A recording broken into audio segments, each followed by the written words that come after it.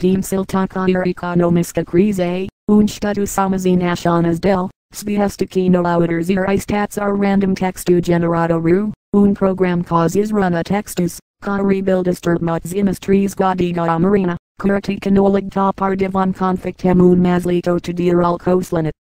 Tātad šodien mēs apskatīsim. Paga! Jūs viņai maksājāt 2 konfekts un košļeni? Es esmu gatavs nākt atpakaļ. Tūlīt pat. Jā, man apmierinās arī papildus pienākumu mazgāt saulesakmens ārējos logus un ziedot savu ķermeni zinātniskajiem eksperimentiem. Tikai ņemiet mani atpakaļ. Tātad pēc ilgās pauzes, kuras laikā Latvijas ekonomika ir aizgājusi podā tik tālu, ka bezdarbs no dažu cilvēku problēmas ir kļūst par tikpat nacionālā līmenī populāru hobiju kā bļitkošana un džipošana, varētu cerēt, ka obligātās literatūras sloks vismaz būtu samazinājies. Nekā izrādās skolās cilvēki joprojām nekaunīgi uzskata, ka pašreizējos surajos laikos lasīšana ir nepieciešama, lai arī varētu likties, ka sen jau laiks to aizstāt ar šobrīd daudz aktuālāko teorētiskās korumpēšanās vai praktiskās logdauzīšanas kursu. Tāpēc grāmatas jāturpina lasīt, un mēs pievērsīsimies šodien pirms vairāk kā pusgada solītajiem Vīsmas Belševicas triloģijas Bille apskatam.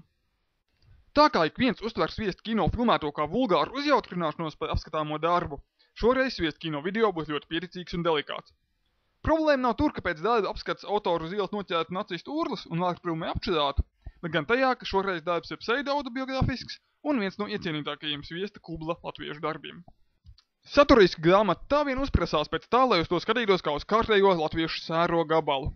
Tajā tiek pseido-biogrāfiski apskatīta autors bērnību un jaunību, dzīvojot Rīgā, nabadzīgā un ne īpaši labvēlīgā ģimenē ar vēsu māti un tēvu alkoholiķu.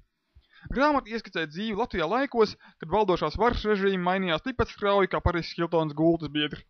Rezultātā varam iepazīties gan ar daudzu glorificēto ulmeņu laiku, gan īslaicīgo nacistisko režīmu, gan Padomju Savienības slogu.